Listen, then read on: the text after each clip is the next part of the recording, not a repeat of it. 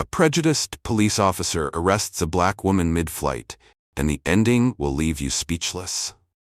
Sounds unbelievable, doesn't it? Picture this. A routine flight transforms into a moment of public humiliation when a woman is falsely accused and detained, all due to deep-rooted bias. Passengers remain silent as tension thickens, until one unexpected twist changes everything.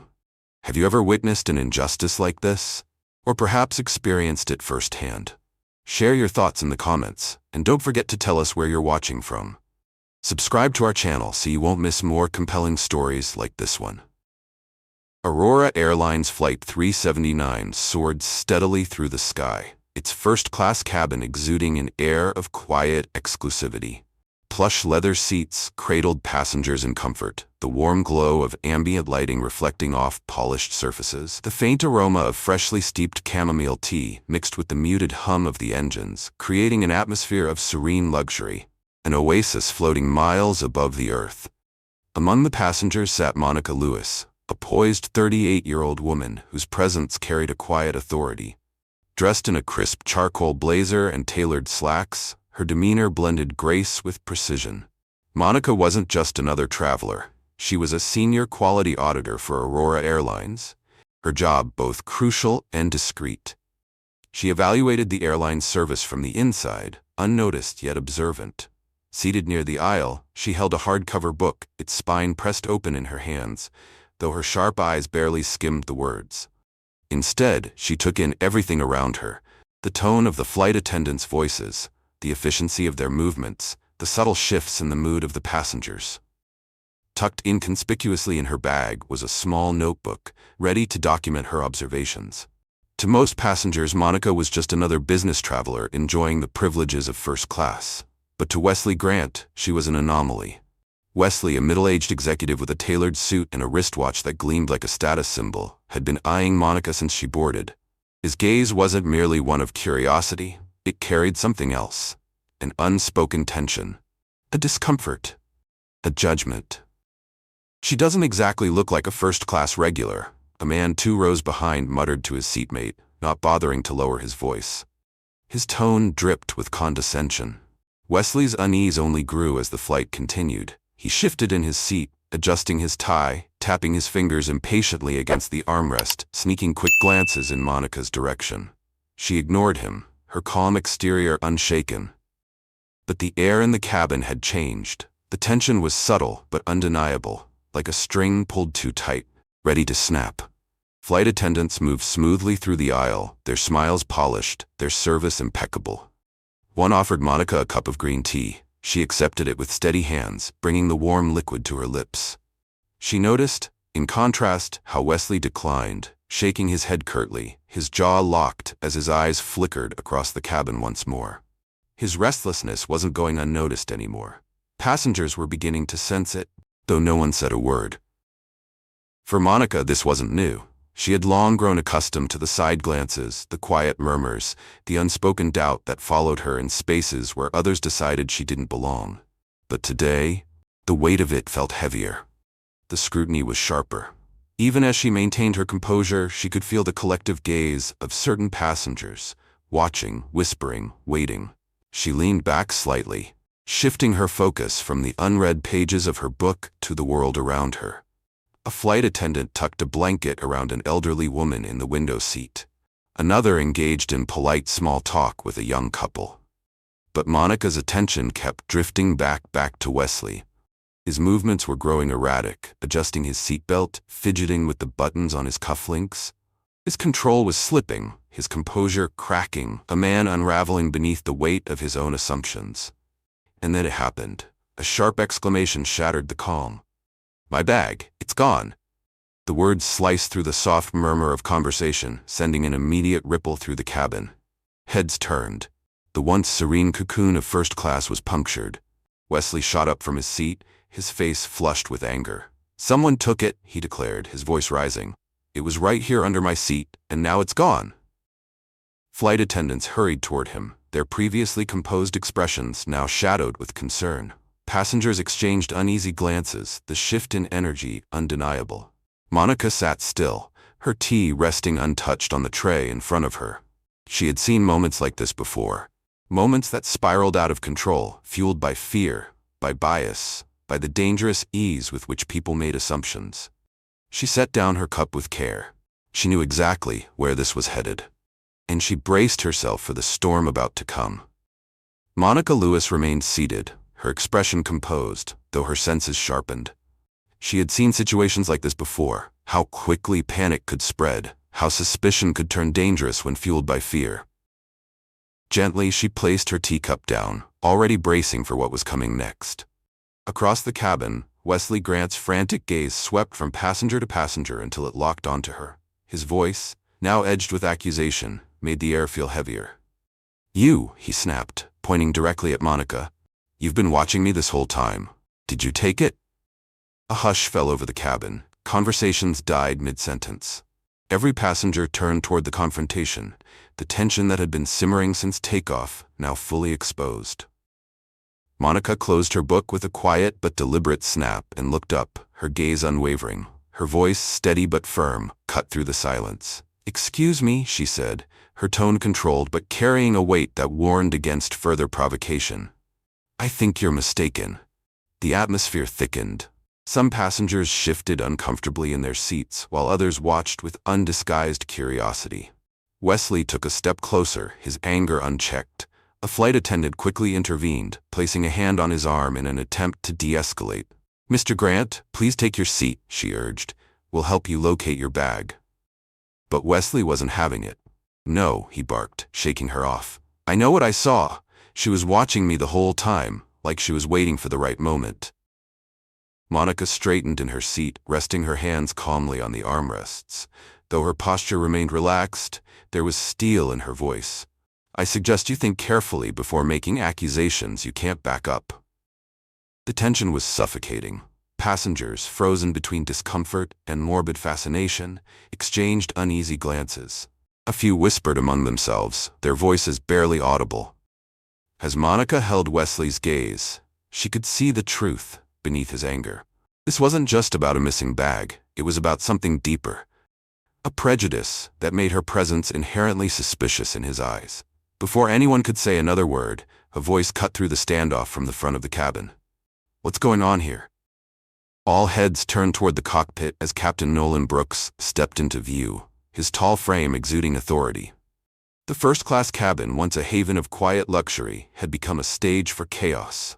Wesley, still standing, his face flushed with frustration, slammed his hand against the seat in front of him.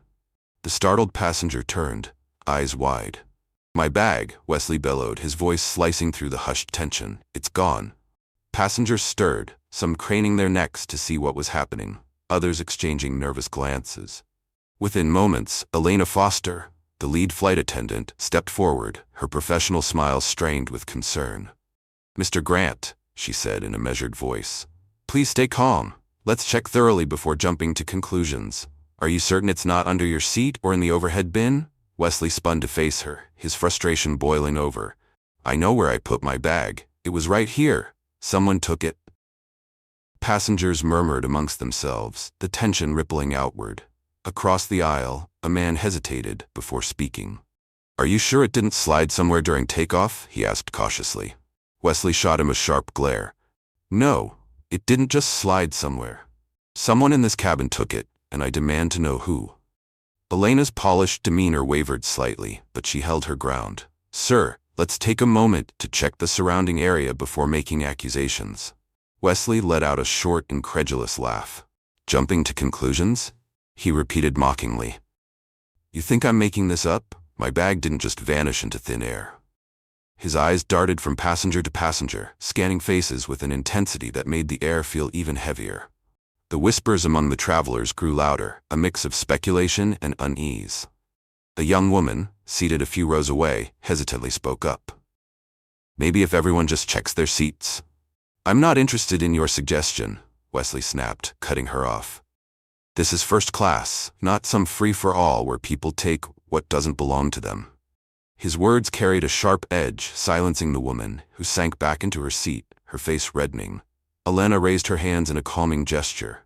"Mr. Grant, please lower your voice. We're doing our best to assist you, but this behavior isn't helping." Wesley clenched his fists at his sides, his jaw tight. My behavior isn't the problem here, he seethed. The problem is that my bag is gone, and someone here knows exactly where it is. As his eyes scanned the cabin once more, his gaze settled back on Monica. They lingered.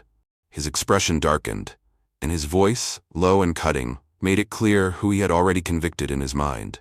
You. Wesley Grant's voice cut through the hushed tension of the cabin. You've been watching me since we boarded. Always looking over here, pretending to read your book. Did you take it? Seated in her aisle seat, Monica Lewis looked up slowly. Her composure remained unshaken despite the hostility now directed at her.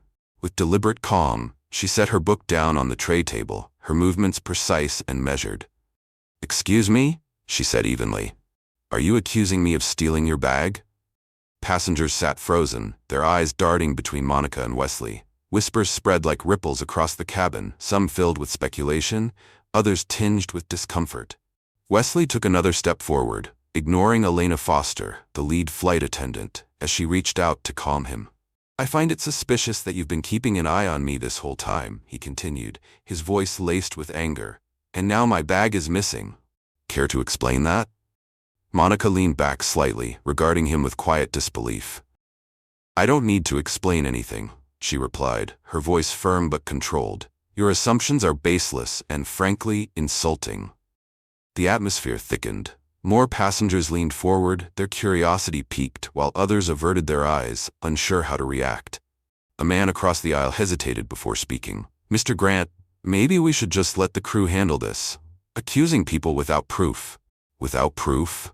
Wesley interrupted, his voice rising in frustration. I have plenty of proof. She's been watching me and now my bag is gone. Connect the dots. Monica's jaw tightened. Though she kept her composure, there was an unmistakable sharpness in her tone. Perhaps you should connect the dots yourself, Mr. Grant. Misplacing something doesn't give you the right to hurl baseless accusations at others. Wesley opened his mouth to argue, but Elena stepped forward, her voice taking on an authoritative edge. That's enough, Mr. Grant, she said firmly. You need to take your seat. I will personally ensure your bag is found, but this behavior cannot continue. Wesley hesitated. His chest rose and fell in shallow, agitated breaths. The frustration on his face was evident. He wasn't used to being told no. A woman 2 rows back let out an exasperated sigh. This is ridiculous. Just check under the seats and be done with it. For a brief moment, her words seemed to snap Wesley out of his escalating rage. He shot Monica one last glare before reluctantly sinking back into his seat.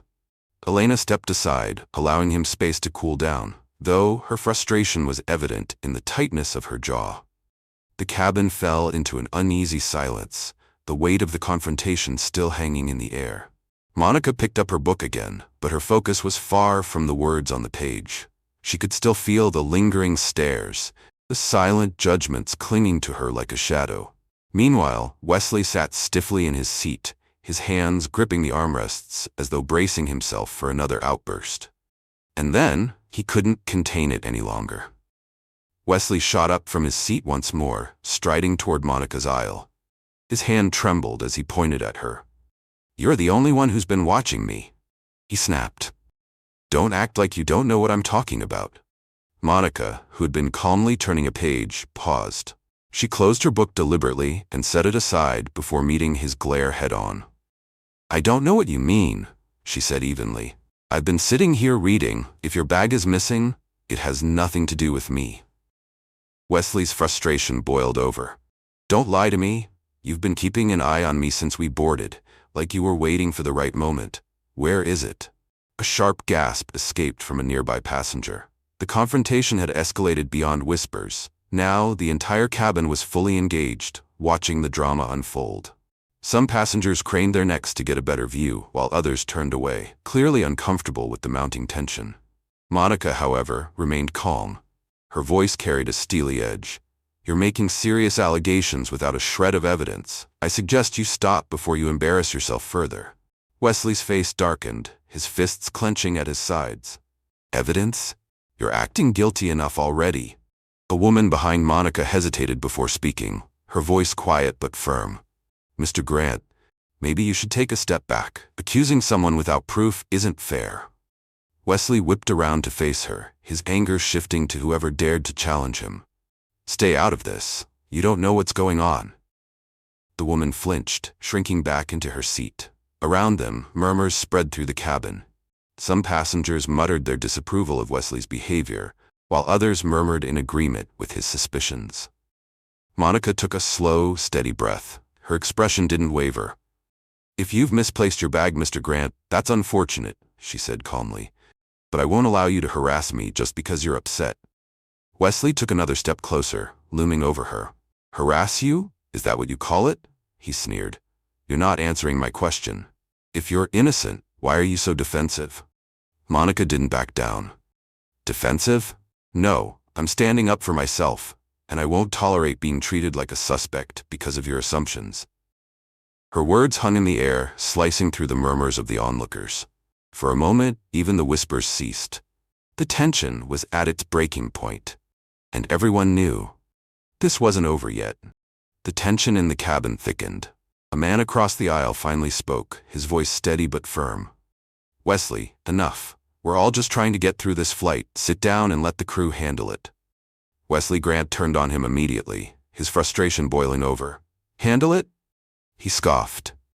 "They're doing nothing. My bag is gone, and this woman knows something about it." Elena Foster, the lead flight attendant, rushed forward again, stepping between Wesley and Monica Lewis. "Mr. Grant, that's enough," she said, her voice firm with authority. "Please return to your seat. We are handling the matter."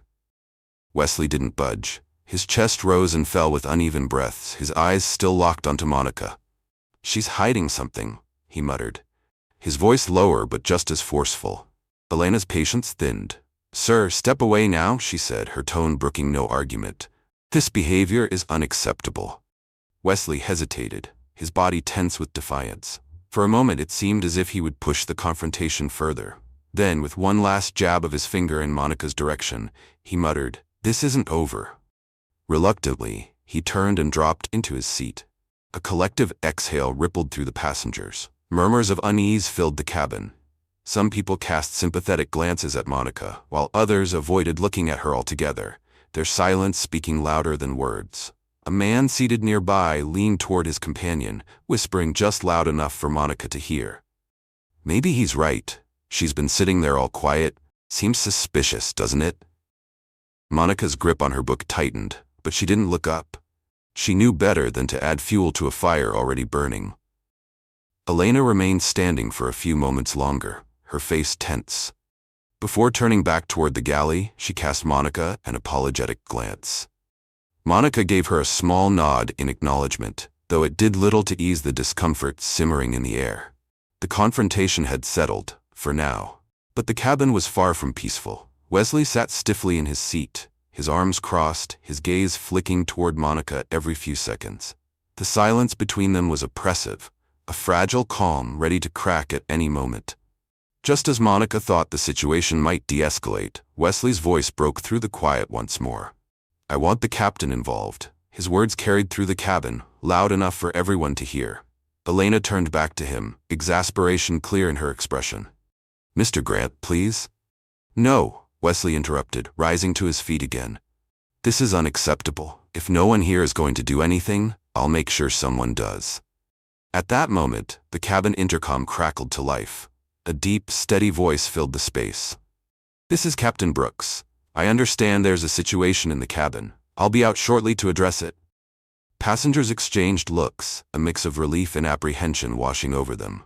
Wesley smirked as he sank back into his seat, triumphant, as if he had just won some invisible battle. Monica closed her eyes briefly, inhaling deeply. With Captain Nolan Brooks stepping in, this conflict was about to reach a breaking point. The soft hum of the engines was punctuated by the sound of steady footsteps. Captain Brooks emerged from the cockpit, his crisp uniform immaculate, his presence commanding. The murmurs in the cabin faded into silence. Passengers turned in their seats, eyes locked on the tall, no-nonsense figure now standing in the center of the aisle. "Ladies and gentlemen," Brooks said, his voice measured, cutting through the tension. "I understand there has been a disruption. Let's address this calmly and quickly." Before anyone else could speak, Wesley shot to his feet, his finger once again pointing in Monica's direction. Finally, someone who's actually going to do something about this. His voice dripped with indignation. That woman has my bag. I've been saying it from the start. Captain Brooks raised a hand, signaling for Wesley to lower his voice. Sir, let's proceed in an orderly fashion, he said firmly. Then he turned to Elena. Miss Foster, what's the situation here? Elena hesitated briefly before responding. Mr. Grant believes his bag has been stolen, Captain, she explained, her voice carefully neutral. He has accused this passenger. She gestured toward Monica, who remained seated, her posture poised, her expression calm but unyielding. However, we have not conducted a thorough search yet. Wesley scoffed. You don't need a search. She's the one acting suspicious. Just check her bag, and we can end this now. Monica's eyes narrowed as she looked up at the captain. When she spoke, her voice was steady, but there was no mistaking the sharp edge beneath her words. Monica Lewis's voice was calm, but there was no mistaking the sharp edge beneath it. So let me get this straight, she said, her gaze fixed on Captain Nolan Brooks. You're going to single me out and search my belongings based solely on the accusations of a man who has no proof? Brooks's jaw tightened under the weight of the cabin's collective stares. He needed to defuse the situation quickly, but he also recognized the precariousness of his position. This is not a personal accusation, he said carefully. It's a procedural step to resolve the matter. I ask for your cooperation, ma'am. Monica leaned back in her seat, her posture unyielding. Procedural, she repeated, her tone laced with disbelief. Since when does procedure allow one person's unfounded bias to dictate your actions? Or is that just a convenient excuse? Across the aisle, Wesley Grant scoffed, crossing his arms. See? She's deflecting. If she's innocent, what's the problem with showing her bag? A man seated a few rows backside, his voice tinged with impatience. Just open it up. Let's not drag this out any longer. Monica turned her head toward him, her expression ice-cold. It's fascinating how quickly some people are willing to forfeit basic decency when they're not the ones being targeted. The man shifted uncomfortably, muttering under his breath, but offering no further argument. Enough, Brooks said firmly. Let's keep this civil.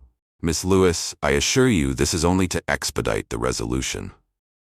Monica considered him for a long moment.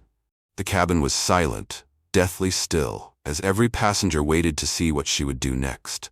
Finally, she exhaled and gestured toward her bag on the floor beside her seat. Fine, she said, her voice clipped. If this is what it takes to end this farce, go ahead. But let's be clear, this isn't procedure. This is pandering. Wesley smirked as Elena Foster bent down to retrieve Monica's bag. Her movements were hesitant, as though she were handling something fragile. Brooks watched intently as Elena unzipped the bag and carefully sifted through its contents. A notebook, a neatly folded scarf, a novel, a small case of toiletries. Nothing remotely incriminating. Elena straightened, a mix of relief and unease on her face. There's nothing here, Captain, she said quietly, holding the bag out for Monica to take. Monica accepted it with slow, deliberate movements, placing the bag back under her seat. Then she looked directly at Wesley, her voice slicing through the silence. Satisfied? Wesley's face flushed red, but he refused to meet her gaze. Instead, he muttered, maybe she hid it somewhere else. That's enough, Brooks said sharply, his tone leaving no room for argument. He turned back to Monica. Thank you for your cooperation. Monica let out a quiet, humorless chuckle. Cooperation? She echoed, her voice dripping with sarcasm. Let's call it what it is, capitulation to baseless paranoia. A ripple of unease spread through the cabin. Passengers exchanged awkward glances. Some looked sympathetic, others avoided Monica's gaze entirely. Brooks squared his shoulders, eager to restore order. This matter is resolved, he announced. I ask everyone to return to their seats and remain calm for the remainder of the flight. He turned to leave, but Monica's voice stopped him. Captain.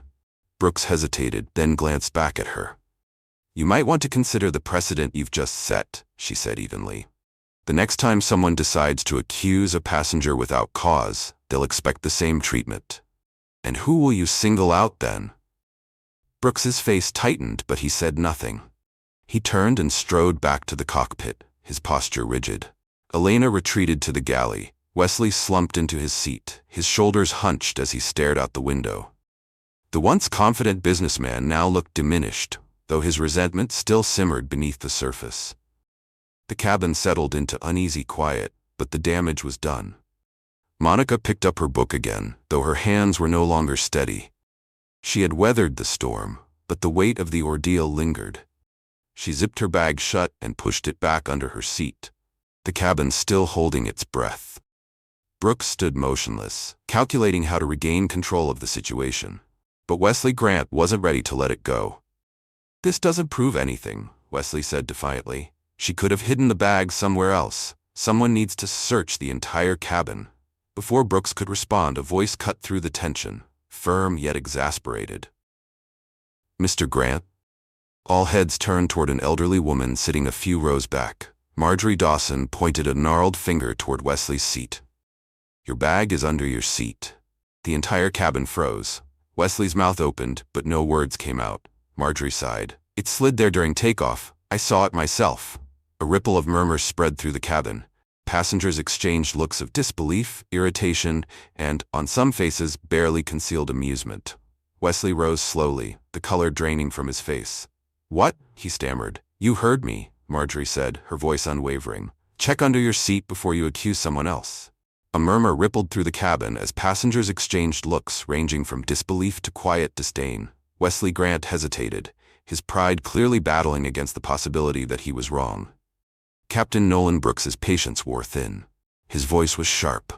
"Mr. Grant, check under your seat." Wesley swallowed hard. Reluctantly, he bent down, his movements slow and hesitant. For a few tense seconds, he fumbled beneath his seat. And then, his hand emerged, clutching a black leather bag. An audible gasp swept through the cabin. Wesley straightened, holding the bag as if he weren't sure what to do with it. His mouth opened, but no words came out. "Well," said Marjorie Dawson with a huff, arms crossed. "I guess that settles it." The silence that followed was suffocating. No one moved. It was as if the entire cabin had collectively decided to let the weight of Wesley's mistake sink in. Monica Lewis finally broke the quiet, her voice cool and measured. "Looks like your suspect was innocent after all." Wesley turned to her, his expression an uneasy mix of embarrassment and indignation. "I didn't mean to." Monica didn't let him finish. Her piercing gaze held him in place. "Didn't mean to what?" she asked, her tone unwavering. "Publicly humiliate me? Assume the worst because it was easier than considering another possibility?" Wesley faltered, his earlier confidence crumbling under the weight of her words. Marjorie's voice cut through the tension. "You owe her an apology." Wesley shifted uncomfortably, his grip tightening on the bag. "I apologize," he muttered, barely audible. Someone in the back of the cabin muttered, "Louder." A ripple of hushed laughter followed. Wesley's face burned red. "I'm sorry." This time, his voice was louder, but his tone lacked sincerity. He quickly dropped into his seat, avoiding eye contact with anyone. The murmurs in the cabin grew louder. Passengers whispered their thoughts, some openly criticizing Wesley's behavior. "Unbelievable," one man murmured to his seatmate. "Jumped to conclusions without a second thought." "Exactly," another added. Captain Brooks raised a hand to silence the growing chatter. "Ladies and gentlemen," he said, his voice calm but firm, "the situation has been resolved. Please remain seated and allow the crew to continue providing service for the remainder of the flight." While his words brought a semblance of order, the mood in the cabin remained tense. Monica returned to her seat, her expression unreadable. She picked up her book and opened it, though her eyes lingered on the same page, unmoving. Wesley, meanwhile, sat stiffly, clutching his bag as if it might vanish again. He glanced around nervously, his once dominant presence now shrunk into something almost pitiable under the weight of his public disgrace. Marjorie, satisfied with the resolution, leaned back in her seat and closed her eyes. "All this fuss over theatrics in the sky," she muttered. The whispers among passengers didn't cease. Monica could feel their gazes flitting toward her and then away. Sympathy from some, embarrassment from others, and silent judgment from those who had sided with Wesley. She had encountered this mix before. It didn't make it any easier to endure. Elena Foster approached cautiously, her voice low. "Miss Lewis," she said, her tone laced with apology. "On behalf of the crew, I'd like to apologize for the inconvenience you've been put through." Monica looked up, her expression calm but cold. "Inconvenience?" she echoed. "That's one way to put it." Elena flushed, at a loss for words. Monica shook her head, dismissing the conversation with a wave of her hand. Save it for your report. At the front of the cabin, Captain Brooks briefly surveyed the passengers. His eyes landed on Monica, but he said nothing before retreating back to the cockpit. The flight continued in an unusual silence. Though the immediate conflict had ended, the ripple effects lingered like an unwanted guest. Passengers avoided unnecessary conversation. The earlier camaraderie of first class had been replaced by awkward avoidance. Monica, however, remained composed. She reached for her notebook and began to write, her pen moving quickly and purposefully across the page. She didn't just document the events. She captured the deeper implications, the biases, the systemic failures, and the culture that had allowed such an incident to unfold. The hum of the engines was punctuated by the occasional cough, the clink of a glass, but the tension in the air remained unbroken, hanging heavy over the passengers like a storm cloud refusing to dissipate. Though the truth had come to light, the emotional scars of the incident lingered. They would leave a lasting impression on everyone in the cabin, none more so than Monica. She returned to her seat with measured grace, her composure intact, but in her mind, she was already planning the next step, because this wasn't over yet. Monica pulled her notebook from her bag and flipped it open to a fresh page. Her pen moved with sharp, deliberate strokes. Each word carried weight, a testament to the ordeal she had just endured. Her face betrayed no emotion, but her eyes reflected a quiet storm. She was determined to ensure this moment wouldn't be forgotten. A man in his late 40s leaned across the aisle, his voice hushed. I just want to say I'm sorry for what you went through back there. It wasn't right. Monica didn't look up, noted. Her pen never paused. He hesitated, clearly uncomfortable with her tone. I mean, I wasn't involved, but some of us didn't think it was fair either. Monica glanced at him briefly, her expression unreadable. I appreciate your sentiment, but fairness isn't restored with whispers after the fact. The man sat back, chastened. Across the aisle, a young woman muttered to her companion, She doesn't have to be so cold about it. People are trying to be nice. Monica heard her but didn't react. Sympathy offered too late felt hollow, almost performative. Meanwhile, Wesley sat rigid in his seat, gripping the armrests as though they were his only tether to reality. His bag, now secured beside him, was a glaring reminder of his error.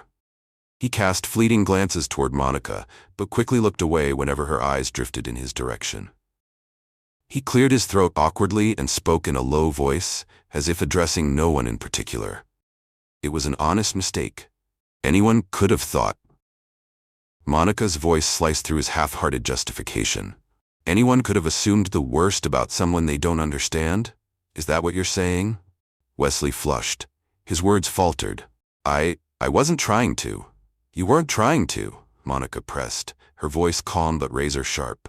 You accused me without a second thought. You humiliated me in front of everyone here, and now you think an excuse will fix it. Wesley looked around, searching for support. None came. The cabin, once a silent spectator to his misplaced outrage, now seemed collectively aligned against him. Even the whispers that had earlier defended him had fallen silent. I said I was sorry, he mumbled, barely audible. Monica didn't let up. No, you didn't. You muttered an apology like it was a burden to get rid of, not an acknowledgement of what you did. And even now, you're more embarrassed about being wrong than sorry for what you put me through. Wesley slumped further into his seat, shoulders hunched, as if he could shrink himself out of existence. The cabin's atmosphere grew heavier. Passengers exchanged uneasy glances. Their discomfort was palpable. In the galley, Elena conferred quietly with her colleague. Their earlier confidence had vanished, replaced by strained expressions and uncertainty. Elena's gaze flicked toward Monica more than once, but she didn't approach again, wary of making the situation worse. The discontent in the cabin wasn't limited to Wesley anymore. Whispers began to surface, questioning Captain Brooks's handling of the situation. What kind of leadership was that? A man muttered to his seatmate. He just caved to that guy's demands without thinking. He should have de-escalated sooner, another replied. Instead, he let it escalate. It was unprofessional. Even those who hadn't initially sided with Monica now felt the sting of second-hand embarrassment. Their faith in the airline had been shaken. For Monica, The murmurs were little more than background noise. She was focused on her notebook, documenting the incident with meticulous detail. She noted the sequence of events, the exact words exchanged, the reactions of the crew and passengers. This wasn't just a personal record, it was a foundation for action. A man in the row behind her leaned forward, his voice cautious. "Excuse me, ma'am. I just wanted to say I admire how you handled yourself. You didn't let him bully you." Monica paused, then turned slightly to meet his gaze. "Thank you," she said evenly. "But handling myself shouldn't have been necessary. The crew should have stepped in long before it got to this point." He nodded, visibly agreeing. "You're right, someone should have done better." As the flight continued, the cabin settled into an uneasy quiet. But the events of the past hour still loomed large. Wesley remained silent, his head bowed. Monica continued writing, unwavering. Every word she wrote carried weight. She wasn't just documenting what had happened, she was holding the system accountable. This wasn't just about Wesley Grant. It was about a culture that allowed bias and poor judgment to fester unchecked. And Monica had no intention of letting the incident fade into obscurity. As the plane neared its destination, the atmosphere remained heavy. Passengers who had initially dismissed the confrontation as mere in-flight drama now saw its deeper implications. The murmurs had shifted, from idle gossip to serious conversations about responsibility, bias, and leadership. Monica closed her notebook, her expression resolute. The ordeal had been humiliating, but it had also reignited her resolve. The plane touched down with a jarring thud, its wheels screeching against the tarmac before slowing to a crawl. The usual announcements crackled over the intercom, safety reminders, gate information. But against the charged silence of the cabin, the words felt hollow. Passengers unbuckled their seatbelts, the rustle of movement breaking the uneasy quiet. Monica remained seated, watching calmly as others rushed to gather their belongings.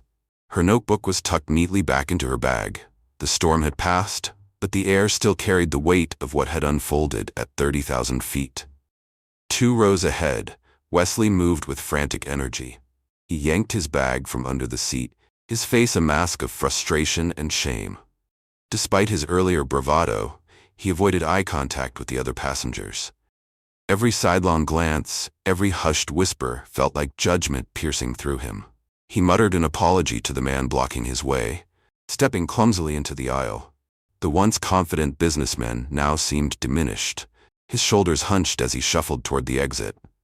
"Guess he's in a hurry now," someone murmured just loud enough to be heard. Wesley froze for a split second, but didn't turn around. Instead, he quickened his pace, practically stumbling into the galley as he made his way toward the door. At the front of the plane, Captain Brooks stood near the exit, his expression unreadable. He nodded to passengers as they filed past, offering standard farewells that felt more mechanical than genuine. But it was clear, he wasn't just standing there out of courtesy. He was bracing for the fallout. When Monica rose from her seat, there was no hesitation in her movements. She slung her bag over her shoulder and walked with the kind of quiet confidence that turned heads. Passengers closest to her shifted slightly, clearing a path without a word. As she approached the exit, Brooks straightened, his eyes meeting hers. There was no trace of the submissive politeness he might have hoped for. Instead, Monica stopped directly in front of him, her gaze steady and unyielding. "Captain Brooks," she said, her voice low but firm, "your actions today won't be forgotten." Brooks blinked, caught off guard. "Miss Lewis, She raised a hand, cutting him off. "I hope you reflect on the responsibility you hold, not just for the safety of this flight, but for the dignity of every passenger on board." Brooks opened his mouth to respond, but Monica had already turned away. The click of her heels against the floor punctuated her exit, leaving him standing silent and uneasy as the next wave of passengers approached. The terminal was bustling, a stark contrast to the microcosm of tension Monica had just left behind. Travelers rushed to their connections, dragging suitcases behind them, laughing into phones, clutching coffee cups. Monica walked purposefully toward baggage claim, her expression calm, but her mind already planning the next steps. In her periphery, she noticed passengers from the flight speaking in hushed tones, casting furtive glances in her direction. Some offered her subtle nods of respect. Others quickly looked away when she caught their gaze. Near the conveyor belt, she spotted Marjorie Dawson retrieving her suitcase. The elderly woman glanced up and gave Monica a small, knowing smile. "Good for you, standing your ground back there," she said. Monica nodded. "Thank you. It shouldn't have come to that, but I appreciate your voice of reason." Marjorie chuckled dryly. "Reason's in short supply these days. You did what needed to be done." With a polite smile, Monica turned and moved toward a quieter corner of the terminal.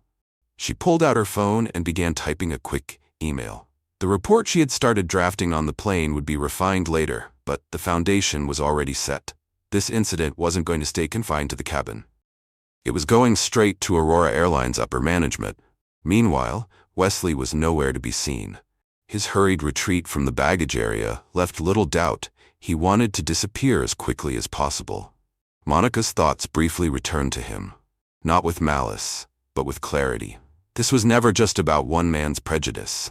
This was about a system that allowed it to flourish, and Monica had no intention of letting it continue. Wesley wasn't just one man prone to rash judgments. He was a symptom of a larger problem. A problem rooted in unchecked biases and a culture that allowed them to thrive. Monica closed her eyes briefly, centering herself. The humiliation she had endured wouldn't be in vain. It would become a catalyst for meaningful change, not just within Aurora Airlines, but in every space where such prejudices persisted. Her phone buzzed, snapping her out of her thoughts. She glanced at the screen, a reminder of her next meeting, but first, there was a report to finish and a system to hold accountable. She adjusted the strap of her bag and strode toward the airport lounge. Her resolve had only solidified further. This wasn't about personal vindication. This was about creating systemic change in the airline industry. Monica settled into a quiet corner of the lounge, her laptop clicking open with purpose. Around her, the usual noise of travelers faded into the background. She wasn't here to unwind. She had a mission. As the screen lit up, her fingers moved swiftly over the keyboard. This wasn't just about recounting the events of Flight 379. It was about addressing the deeper failures that had allowed it to happen in the first place. Her opening lines were clear and precise, setting the stage for what had transpired. To the leadership of Aurora Airlines, I, Monica Lewis, a senior quality auditor for this organization, witnessed and personally experienced a series of events that reflect critical systemic failures in our airline's operational and cultural framework. She recounted everything, step by step, from the moment Wesley accused her of theft to the flight crew's failure to intervene, from Captain Brooks's hesitancy to his ultimate complicity. The facts were laid bare, free of embellishment. But her analysis cut deeper. Monica highlighted the crew's unwillingness to assert authority, how their hesitation allowed an unfounded accusation to escalate into public humiliation. She described the ripple effect it had on the entire cabin, how it created an atmosphere of discomfort and distrust. Her words carried the weight of personal experience, but this wasn't about her alone. This was about a culture that enabled such failures. She turned her attention to Captain Brooks's role. While she acknowledged the pressure of maintaining order, she didn't spare him from criticism. The captain's decision to single out a passenger based solely on the baseless accusations of another demonstrated a troubling lack of judgment and impartiality. His actions set a precedent that undermines trust in Aurora Airlines' ability to handle conflicts fairly. Monica paused, her fingers hovering over the keyboard. Criticism wasn't enough. She needed solutions. Practical, actionable, necessary, recommendations for reform. She began outlining them one by one. 1. Mandatory training on unconscious bias. A comprehensive program for all employees, from cabin crew to upper management. Employees needed to be equipped to recognize and address bias in real time, ensuring that every passenger was treated with dignity and respect, regardless of their background. 2. Improved protocols for handling passenger disputes. A clear, standardized procedure for managing in-flight conflicts. A transparent framework will empower staff to act decisively and fairly, reducing the likelihood of escalation. 3. A cultural shift toward inclusion and respect. Aurora Airlines needed to commit to fostering a workplace culture that truly valued diversity. Respect couldn't just be a policy, it had to be a practice. 4. Anonymous passenger feedback tools. Monica suggested implementing a system that allowed passengers to report incidents without fear of retaliation. Such feedback would provide invaluable insights into recurring issues and areas for improvement. As she continued writing, her words grew sharper, more resolute. She wasn't just crafting a report, she was building a case for transformation. This wasn't an isolated incident. This was systemic failure. And now, Aurora Airlines had a choice. They could ignore it, or they could fix it. The events of Flight 379 were not just an isolated incident, they were a symptom of a much larger problem. A stark reminder of what happens when bias goes unchecked and conflict is mismanaged. This was an opportunity for Aurora Airlines to take a stand, to prove its commitment to creating a safe and inclusive experience for all passengers. Monica leaned back, reviewing her work. The report was thorough, professional but unyielding. She knew it wouldn't be easy for the higher-ups to ignore. Before sending it, she added a closing statement, a call to action.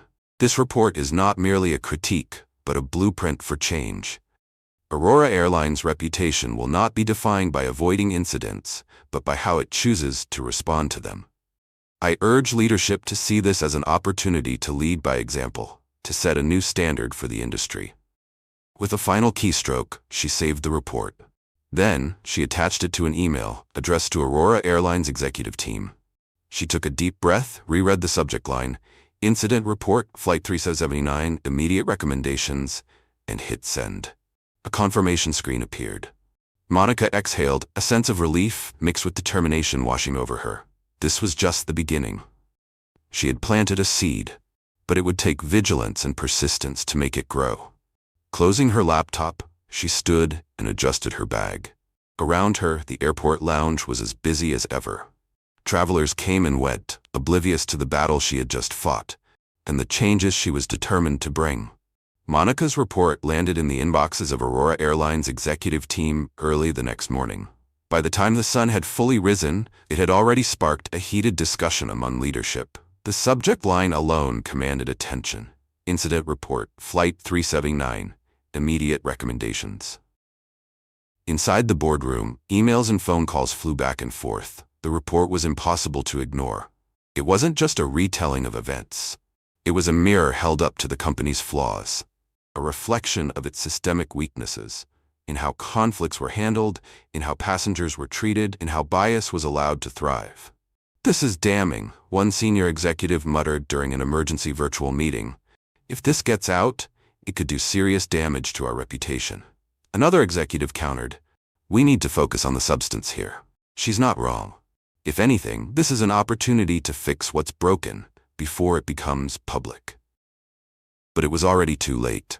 Unbeknownst to Aurora Airlines leadership, a passenger on Flight 379 had recorded portions of the confrontation. The video captured the height of the argument, Wesley's accusations, Monica's calm but firm responses, the crew's hesitation, the captain's failure to intervene. The clip was uploaded to social media, captioned, "First class? Hardly." Watch how this passenger was humiliated over baseless accusations on an Aurora Airlines flight. Within hours, the post went viral. Thousands of comments poured in. Outrage. Fury at Aurora Airlines. Praise for Monica's defiance. This is unacceptable. Aurora Airlines needs to do better. Monica Lewis is a hero for standing up to this kind of treatment. We need more people like her. But not all the reactions were positive. As the story gained traction, dissenting voices emerged. "This is just another example of cancel culture running amok," one user posted. "People jump to conclusions without knowing the full story." Others questioned Monica's motives, accusing her of exaggerating the incident for personal gain. The video's reach extended far beyond the airline industry. News outlets picked it up. Reporters framed it as a case study in systemic bias and the challenges of modern customer service. Morning talk shows debated the implications. Hashtags like Aurora Fails and Stand with Monica began trending. Monica found herself at the center of a storm she hadn't entirely anticipated. Her inbox was flooded with messages, some from strangers offering support, others from skeptics questioning her motives. One email stood out. It was from a flight attendant at another airline. "Thank you for speaking up. We deal with situations like this all the time, but most of us don't have the courage or the platform to call it out. You've inspired me." But alongside the praise came criticism. Social media trolls accused Monica of overreacting. Conservative commentators framed her as an attack on tradition and authority. Monica didn't engage, she didn't argue, she didn't defend herself on Twitter. Instead, she stayed focused. Her mission was clear: hold Aurora Airlines accountable, ensure meaningful change. Back at Aurora Airlines' headquarters, the pressure was mounting.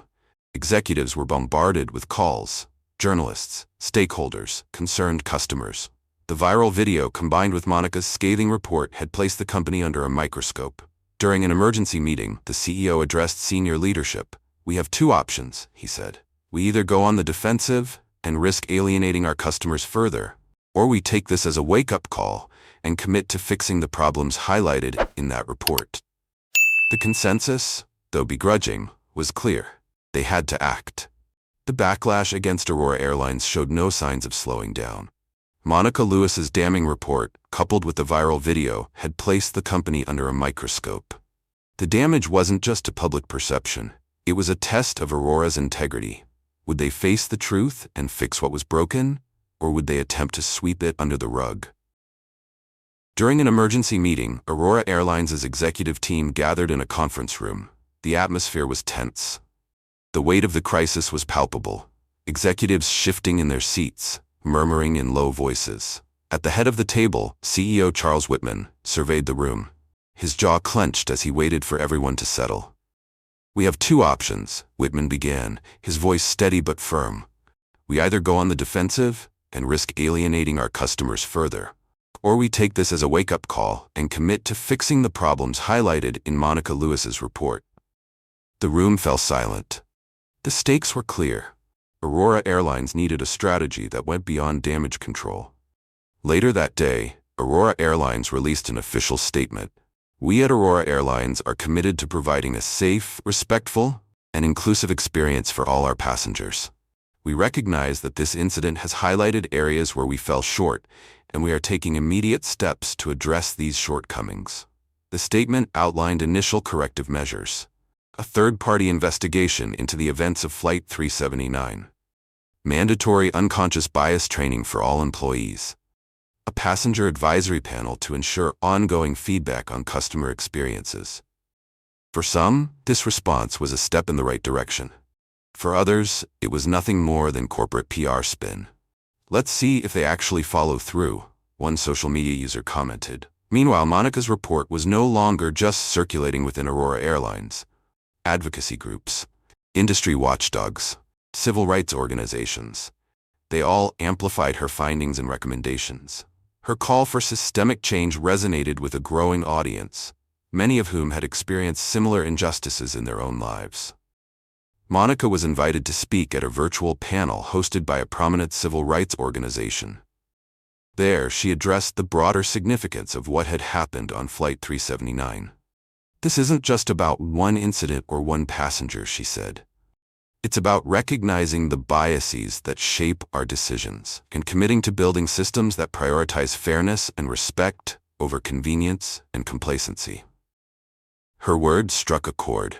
People began sharing their own experiences. Others demanded accountability from corporations across industries. Aurora Airlines could no longer pretend this was just an isolated event. Inside Aurora Airlines headquarters, tensions ran high. Executives gathered in the boardroom for another crisis meeting. They had to figure out what to do next. Charles Whitman, the CEO, addressed the team. "We're in a precarious position," he said. "The video has gone viral. Monica's report has spread far beyond our company. If we don't take decisive action, this won't just be a PR nightmare. It'll be the collapse of trust in our airline." The room was grim. Aurora Airlines needed a strategy, not just for damage control, but for real change. Elise Carter, the head of human resources, spoke next. "We've reviewed Monica's report thoroughly," Elise said. "Her recommendations align with many best practices we've discussed before, but never fully implemented. This is our opportunity to demonstrate accountability and make meaningful changes." She outlined a three-tiered plan for reform. 1. Comprehensive training programs, mandatory unconscious bias training for all employees including leadership, scenario-based conflict resolution training to help flight crews de-escalate difficult situations. 2. Policy and procedural overhaul. Clear, standardized protocols for handling passenger disputes. An independent oversight committee to investigate bias-related incidents. 3. Cultural transformation initiatives. The creation of a diversity, equity, and inclusion advisory board. Quarterly passenger feedback sessions to ensure continuous improvement. Elise paused. Then she looked directly at Whitman. If we want to regain public trust, we need to implement these changes immediately. And we need to make them public. Not everyone agreed. Eric Langley, head of operations, leaned forward, his brow furrowed. This is all well and good, he said, voice tense. But do we really want to broadcast our failures? Announcing these reforms publicly might as well be admitting guilt. That could open us up to lawsuits. Whitman's gaze hardened. We're already being judged in the court of public opinion, Mark. Transparency isn't optional, it's our only chance to salvage credibility. Then another voice chimed in. Julie Myers, the company's CFO, hesitated before speaking. What about costs? She asked. These initiatives won't be cheap. The training programs, the DEI board. Do we even have the budget for this? Elise responded swiftly. The cost of inaction will be far greater. We're already losing customer trust and loyalty. If we fail to act, we risk long-term reputational damage that no marketing campaign can fix. The room fell silent again. Elise's words sank in. After deliberating for over an hour, leadership reached a consensus. They would adopt the reforms in full and make a public announcement within 48 hours. But there was one more thing. We need Monica Lewis involved, Whitman said firmly. She's already the face of this issue, whether we like it or not. If we can get her on board to help shape these reforms, it'll signal our genuine commitment to change. Elise nodded. I'll reach out to her personally. We'll propose that she join the DEI advisory board and help lead the transformation effort. Lena Harper's decision to join Apex Wing's reform efforts was a calculated risk. She wasn't interested in corporate apologies or symbolic gestures. She wanted real change. And if she didn't get it, she would walk away and make sure the world knew why. 2 days later, Apex Wings held a press conference. CEO Richard Donovan stood at the podium, flanked by senior executives. Cameras flashed, microphones lined the stage, and reporters leaned in. The airline was under intense scrutiny, and this moment would define its future. We at Apex Wings take full responsibility for the shortcomings exposed during Flight 379, Donovan began. We recognize that this incident is part of a larger issue, and we are committed to addressing it head-on. He outlined the airline's new reforms, emphasizing mandatory bias training for all employees, a complete procedural review for handling passenger disputes, the creation of a DEI advisory board to ensure transparency and accountability. Then came the biggest announcement. We have invited Lena Harper to work with us on these initiatives. Her insights and experience will be invaluable as we strive to rebuild trust with our passengers and employees. The statement sent shockwaves through the media. Apex Wings wasn't just admitting fault, they were putting the woman they had wronged at the helm of their transformation. Would it be enough? Would the public see this as genuine change or desperate damage control? When Melissa Carter called with the airline's offer, Lena listened carefully. She wasn't interested in lip service.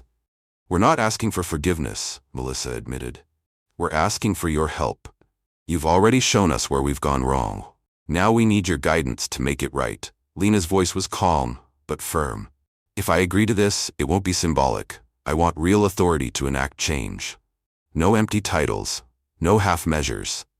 Melissa didn't hesitate. Understood. We're offering you full participation in the DEI board and the chance to lead a project to reshape our organizational culture. You'll have the autonomy to drive the changes you've recommended. Lena considered for a moment, then she gave a single nod. I'm in. But let me be clear. This isn't about optics for me. If I see resistance, I'll walk away, and I won't stay silent about it. Melissa exhaled. We wouldn't expect anything less. Within weeks, Lena Harper began her work with the DEI Advisory Board. Her approach was sharp, methodical, and uncompromising. She immersed herself in Apex Wing's internal structure, reviewing existing policies, holding candid discussions with employees at all levels, identifying blind spots in company culture. The leadership team, initially wary of her directness, soon came to respect her ability to pinpoint problems and propose real solutions. As her influence grew, so did the public perception of Apex Wings. People began to see the airline not as a company trying to bury its mistakes, but as one committed to learning from them. Lena Harper's story spread like wildfire. News networks dissected her actions on Flight 379. Op-eds debated the broader implications of the incident. The interviews came quickly, each one offering Lena a chance to speak her truth. But they also put her in the crosshairs of public opinion. During her first live interview on a national morning show, the host leaned forward. His tone was curious, but skeptical. "Some critics say you're using this incident to elevate your profile," he remarked. "What do you say to those who believe you've blown the situation out of proportion?" Lena didn't flinch. Her voice was calm, her words precise. "I didn't ask to be in this position. But when someone's dignity is publicly stripped away, it's not an overreaction to demand accountability. This isn't just about me, it's about creating a safer, fairer environment for everyone." The clip went viral. Supporters rallied behind her, praising her for standing her ground. But so did the backlash. As Lena's visibility grew, so did the criticism. Online detractors accused her of seeking attention. Pundits claimed she had weaponized the incident for personal gain. "She's making a mountain out of a molehill," one commentator argued. It was an unfortunate misunderstanding, not systemic bias. Some were even harsher. "She's playing the victim for fame." Just another example of cancel culture run amok.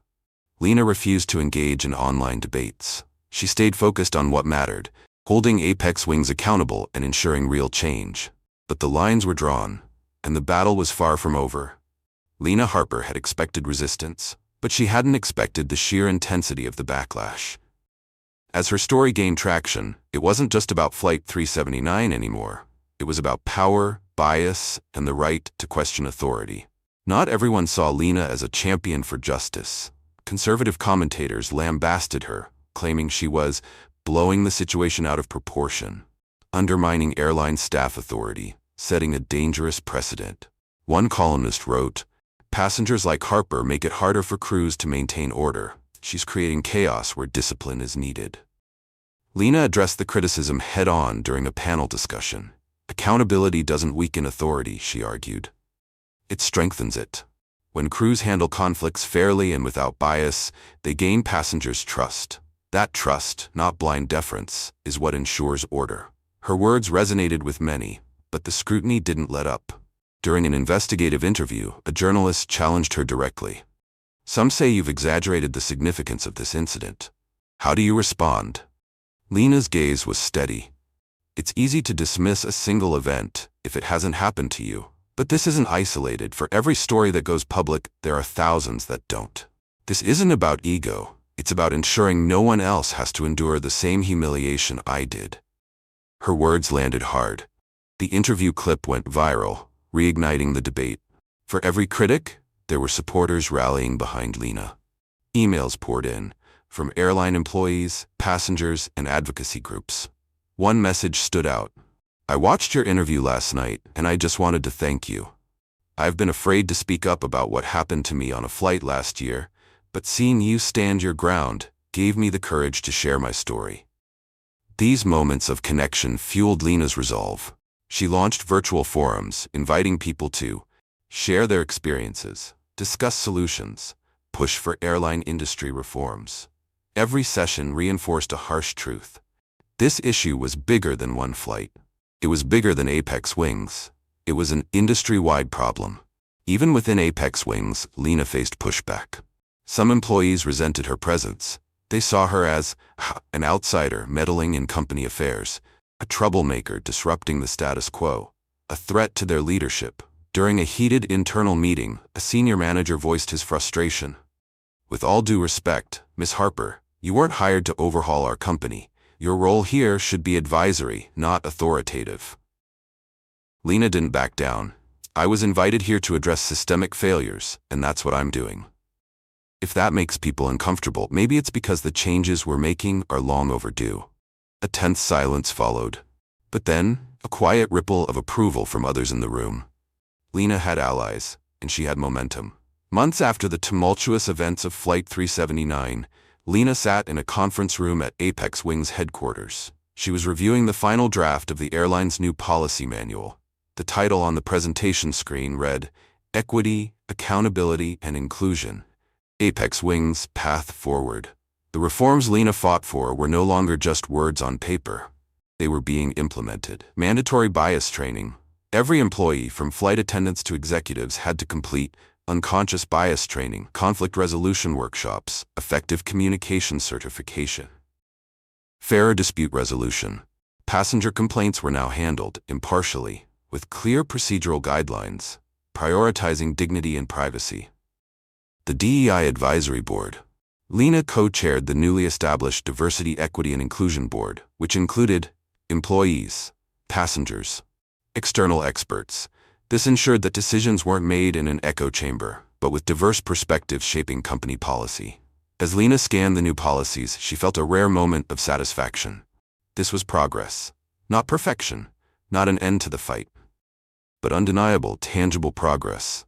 Her phone buzzed. A message from Melissa Carter. The board just signed off on the final policies. Congratulations, Lena. You did it. Lena took a deep breath. She hadn't done it alone, but she had led the charge. And now, she was ready for the next battle. Lena Harper's fight wasn't over. Yes, she had forced Apex Wings to reform. Yes, the airline had committed to equity and accountability. Yes, passengers were starting to trust again. But real change wasn't a single victory. It was a battle that never truly ended. Even as Apex Wings implemented reforms, there were pockets of resistance. In one tense meeting, a skeptical pilot questioned the new policies. We've been flying passengers safely for decades without all this extra training. Why change now? Lena didn't hesitate. Safety isn't just about keeping a plane in the air. It's about ensuring that every passenger feels respected and valued. Without that, we've failed. Her unwavering commitment silenced the room. Even those who had been skeptical began to respect her resolve. Lena's story didn't stop with Apex Wings. Other airlines took notice. Industry leaders began reassessing their policies. Public pressure forced aviation conferences to discuss equity and inclusion. At one such event, a fellow advocate approached her. Your work has made ripples far beyond what you can see. You've changed how this industry thinks about its responsibilities. Lena gave a faint smile. It's not enough to make ripples. We need waves. The humiliation of Flight 379 still lingered. But so did something stronger. A determination that burned deeper than before.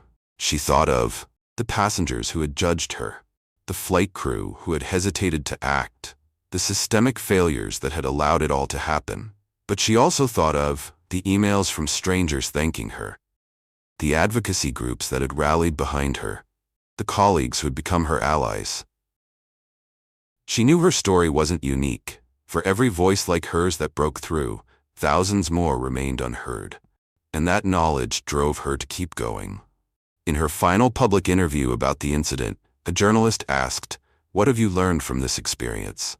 Lena's answer was clear. Change starts small. A single moment, a single voice can ignite something much bigger. But that spark only matters if it's followed by action and persistence. The journalist pressed, "And what keeps you going, even when progress feels slow?" Lena's gaze was steady. The knowledge that giving up isn't an option. If you stop fighting, you let the system win. And that's not something I'm willing to accept. As Lena left the interview, she felt a sense of closure. Not because her work was done, but because she had found her purpose in the fight. The changes at Apex Wings were a beginning, not an end.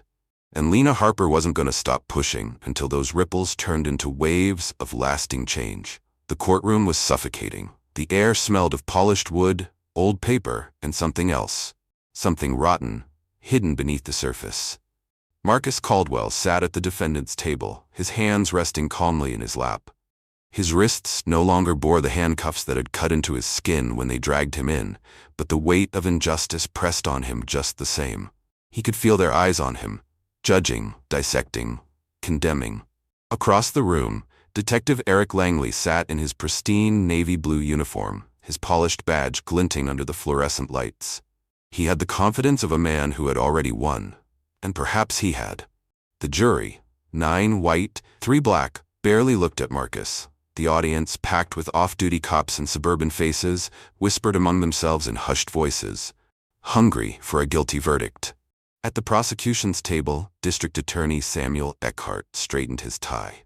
His movements were crisp, precise, the kind of man who saw cases as stepping stones to higher office. And Marcus? Just another faceless conviction to cement his career. Judge Richard Holloway adjusted his glasses and cleared his throat.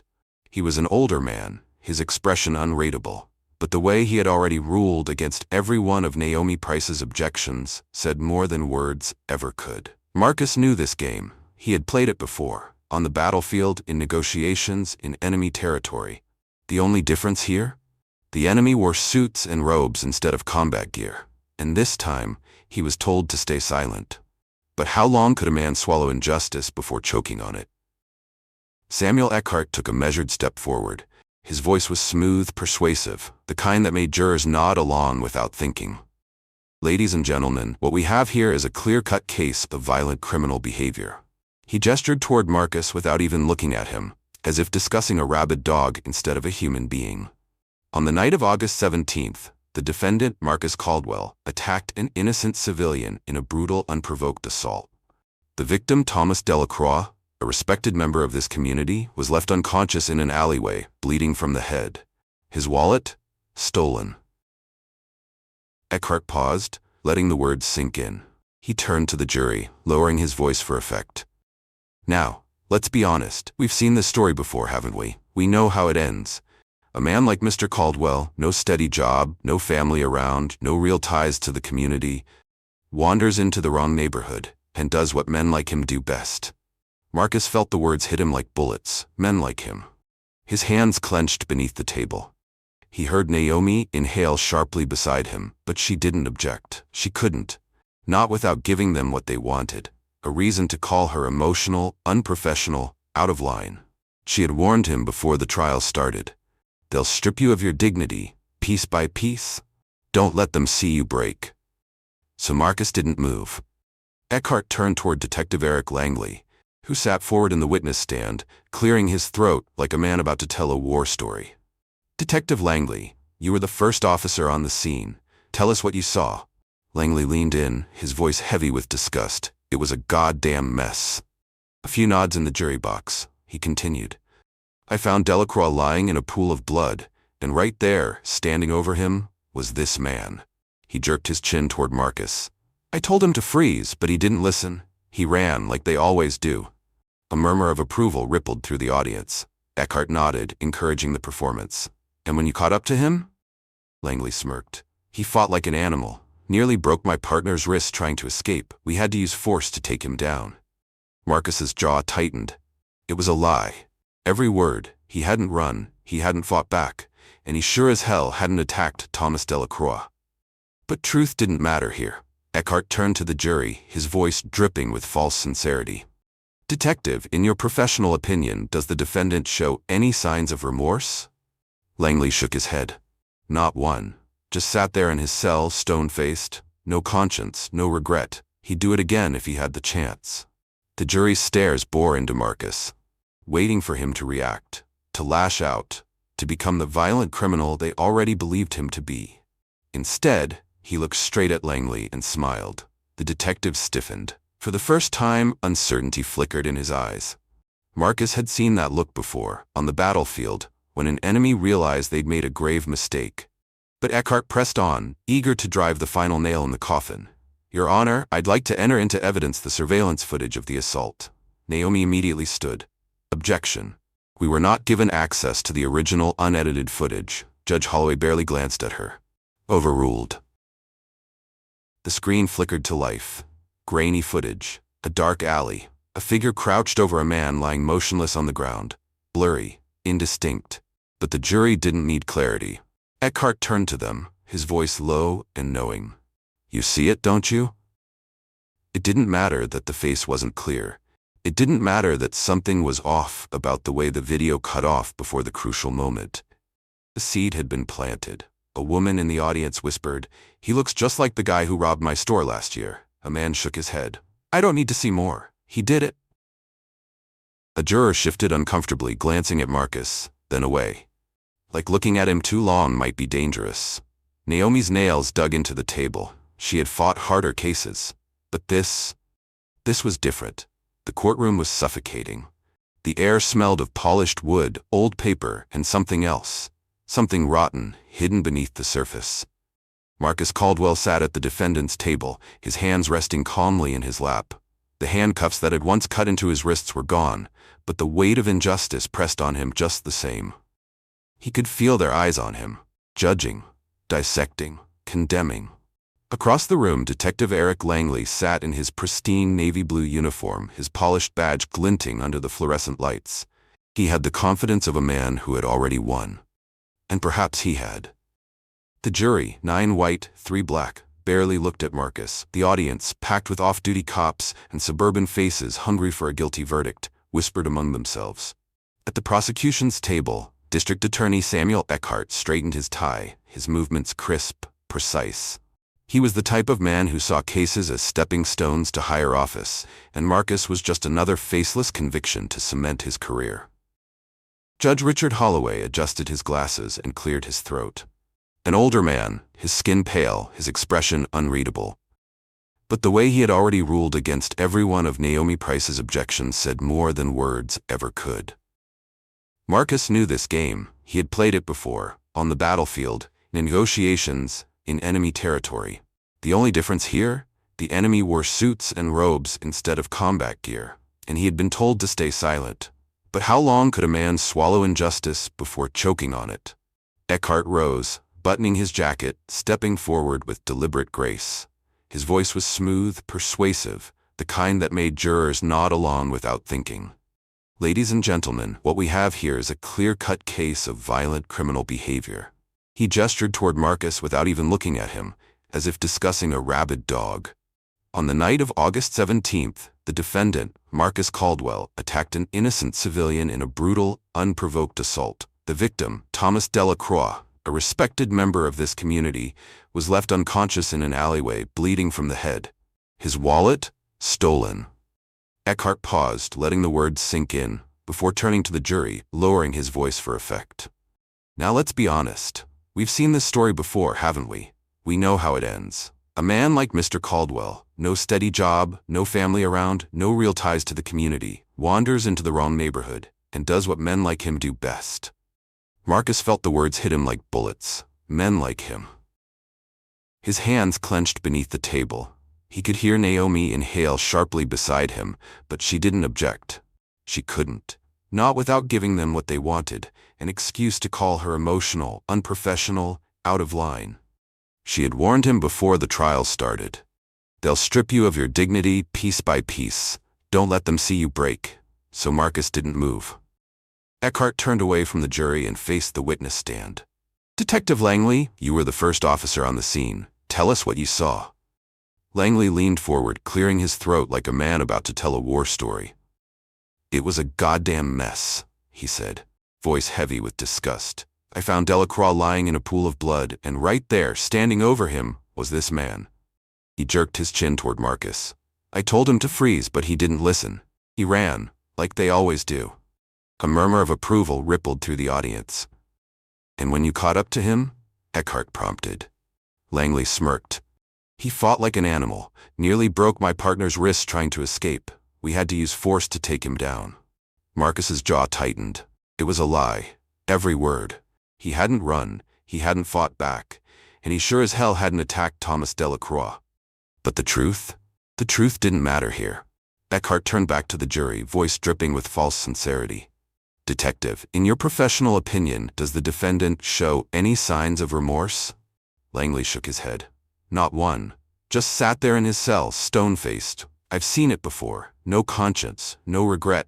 He'd do it again if he had the chance. Marcus felt the weight of their stares, waiting for him to react, waiting for him to lash out, to become the violent thug they already believed him to be. Instead, he looked straight at Langley and smiled. For the first time, uncertainty flickered in the detective's eyes. Marcus had seen that look before, on the battlefield, when an enemy realized they'd made a grave mistake. But Eckhart pressed on, eager to drive the final nail in the coffin. Your Honor, I'd like to enter into evidence the surveillance footage of the assault. Naomi immediately stood. Objection, we were not given access to the original, unedited footage. Judge Holloway barely glanced at her. The screen flickered to life. A grainy video played. Dark alley, a figure crouched over a man lying motionless. The image was blurry, indistinct. But the jury didn't need clarity. Eckhart turned to them with a knowing look. You see it, don't you? It didn't matter that the face wasn't clear. It didn't matter that the video cut off before the crucial moment. The seed had been planted. Marcus knew what came next. The whispers, the disgust, the judgment. A woman in the audience whispered, "He looks just like the guy who robbed my store last year." A man shook his head. "I don't need to see more. He did it." A juror shifted uncomfortably, glancing toward Marcus and then away, like looking at him too long might be dangerous.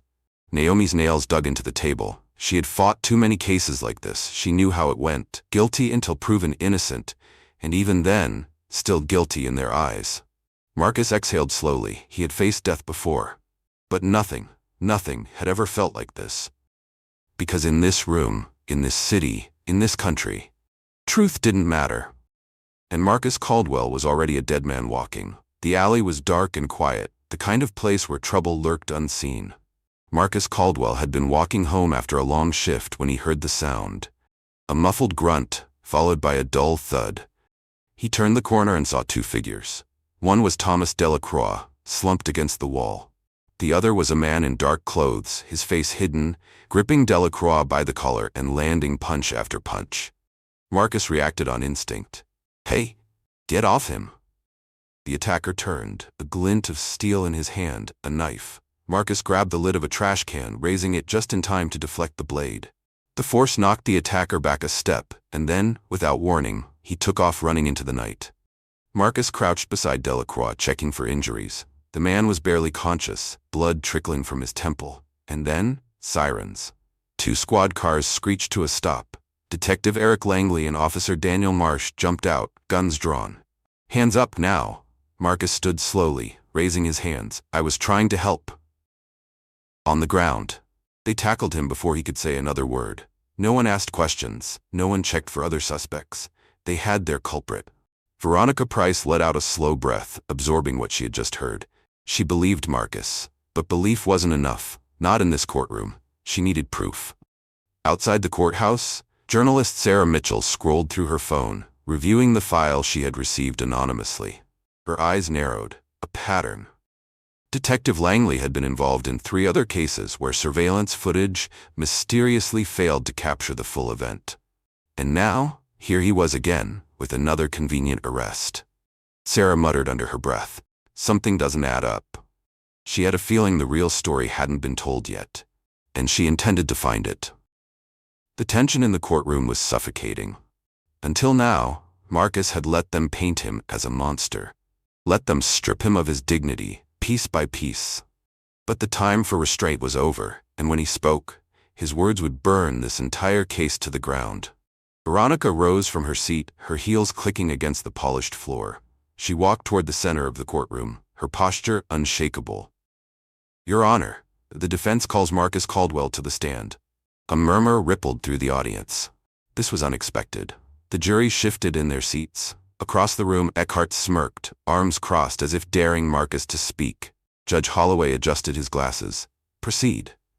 Marcus stood, his movements controlled, deliberate. He had jumped out of helicopters into enemy territory. He had watched men die in his arms. He had bled for this country. But nothing had ever made him feel as exposed as sitting in this witness chair, staring into the faces of people who had already decided his fate. Veronica stepped forward. "Mr. Caldwell, let's be clear. Did you attack Thomas Delacroix?" Marcus's voice was calm, steady. "No." "Were you robbing him?" "No." "Tell us what really happened that night." Marcus exhaled slowly. He turned to the jury, making sure he had their full attention. And then, he told them everything. He described the real crime, how he had walked past the alley, heard Delacroix's cries, and intervened. How the real attacker had fled into the night while Marcus tried to help the injured man. When the police arrived, Marcus said, voice measured, they didn't ask questions. They didn't look for the guy who actually did it. They saw a black man near an unconscious white man, and that was all they needed. Some jurors looked uncomfortable. Others didn't even blink. Veronica nodded. Now, let's talk about the arrest. Did you resist? Marcus's jaw tightened. No, I raised my hands. Told them I wasn't a threat. And what happened next? They tackled me anyway. Did they ever ask for your side of the story? Marcus let out a hollow laugh. No, Detective Langley already had his mind made up. Veronica turned toward the prosecution table. And yet, the jury was told that my client fought like an animal, that he was caught in the act, that he showed no remorse. She let those words hang in the air. Then, she turned and walked toward Detective Langley. For the first time, his smug expression faltered. Detective, Veronica said smoothly, you stated that my client resisted. Do you stand by that testimony? Langley leaned into the microphone. I do. Under oath? A flicker of hesitation. Marcus didn't look away. He watched the beads of sweat form at Langley's hairline. For the first time, Langley was the one feeling trapped. And then, Sarah Mitchell stood up from the gallery. A ripple of confusion passed through the courtroom as she held up a flash drive. Your Honor, she called out, I have newly discovered footage of the alleged crime. The entire room went silent. Eckhart shot up from his seat.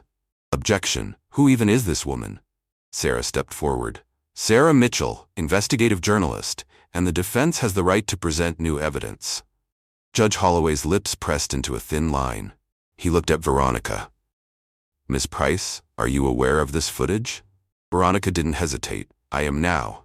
And if it proves my client's innocence, I assume the court will want the truth. Yes? The judge exhaled through his nose. Play the footage. The courtroom lights dimmed. The video began. It wasn't the doctored version the prosecution had shown earlier. It was raw, unedited, and as the truth played out on the screen, the entire courtroom changed. The alley was dark and quiet, the kind of place where trouble lurked unseen. Marcus Caldwell had been walking home after a long shift when he heard the sound, a muffled grunt, followed by a dull thud. He turned the corner and saw two figures. One was Thomas Delacroix, slumped against the wall. The other was a man in dark clothes, his face hidden, gripping Delacroix by the collar and landing punch after punch. Marcus reacted on instinct. Hey! Get off him! The attacker turned. A glint of steel in his hand, a knife.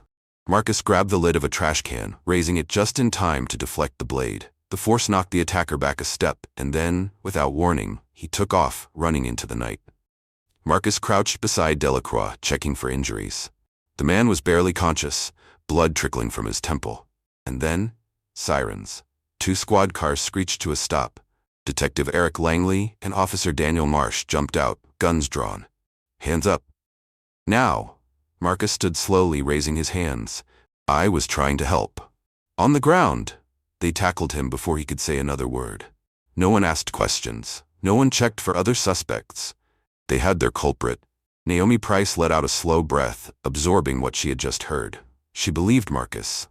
But belief wasn't enough, not in this courtroom. She needed proof. Outside the courthouse, journalist Sarah Mitchell scrolled through her phone, reviewing the file she had received anonymously. Her eyes narrowed. A pattern. Detective Langley had been involved in 3 other cases where surveillance footage mysteriously failed to capture the full event. And now, here he was again, with another convenient arrest. Sarah muttered under her breath. Something doesn't add up. She had a feeling the real story hadn't been told yet, and she intended to find it. The tension in the courtroom was suffocating.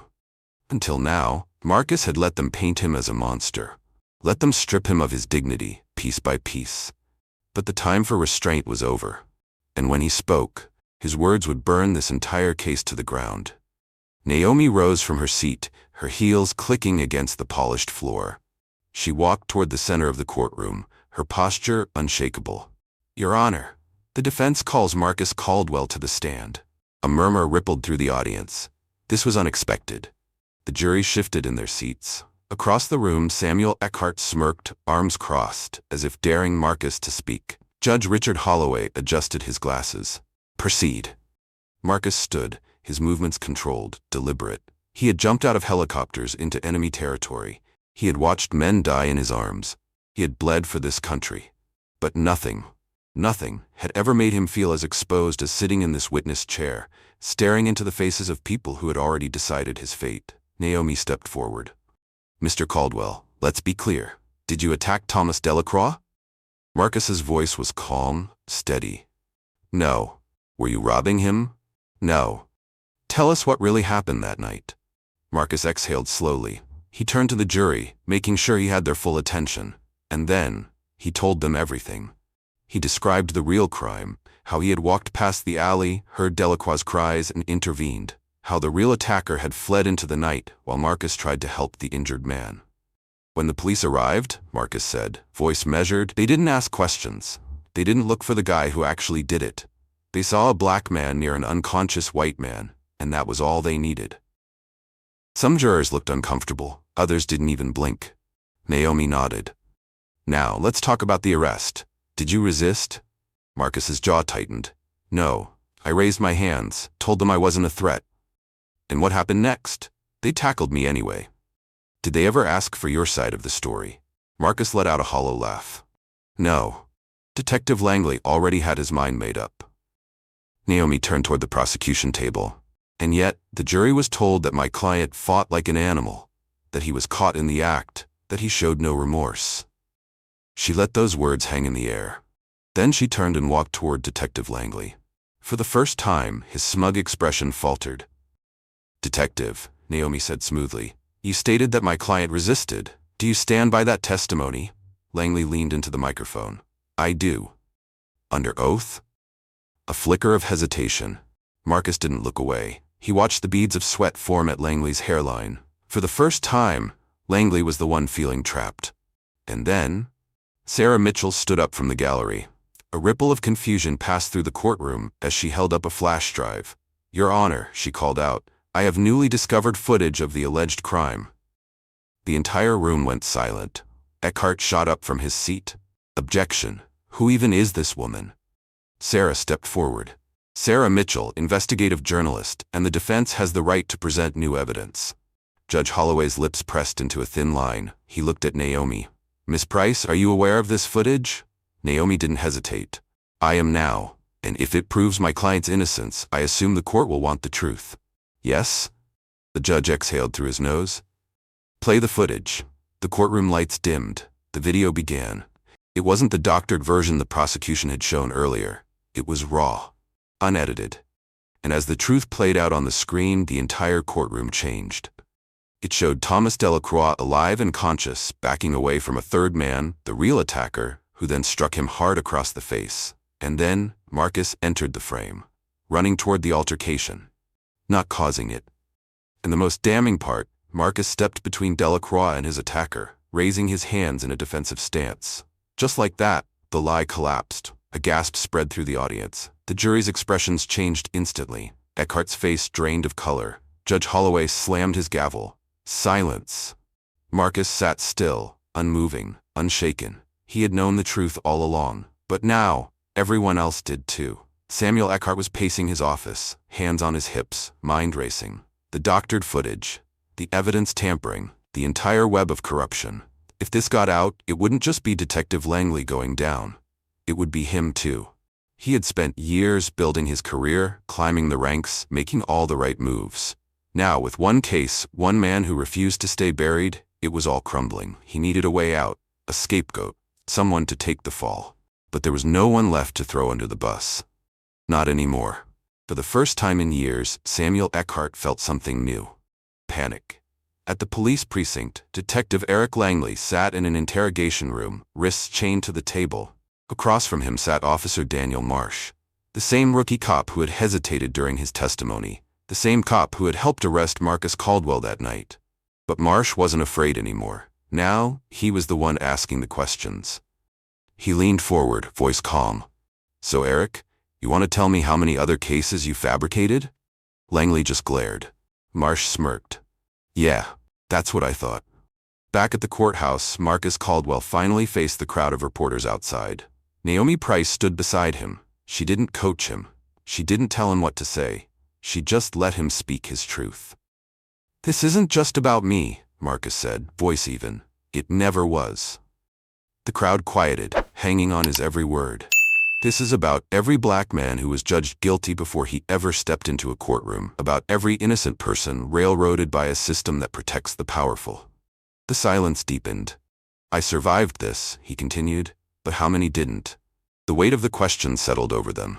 And no one, not the reporters, not the lawyers, not the police, had an answer. That night, in a quiet corner of Chicago, Marcus walked alone. No handcuffs, no chains, just him and the night. And yet, even with his name cleared, even with the truth exposed, he didn't feel free. Because freedom wasn't a courtroom verdict. It wasn't a headline, it wasn't a soundbite, it was something that had been stolen from him long before this trial ever began. And the worst part? He wasn't sure if he'd ever get it back. The weight of the trial still clung to Marcus like an iron chain, even after the courtroom had emptied. Even after the cameras stopped flashing. Even after Eric Langley had been hauled away in cuffs. Justice didn't stop the world from spinning. Naomi sat in her office, staring at her computer screen. The headlines were everywhere. Decorated Navy SEAL exonerated in racial profiling case. Corrupt detective faces charges for evidence tampering. City in turmoil as police misconduct exposed. She should have felt proud. She should have been celebrating.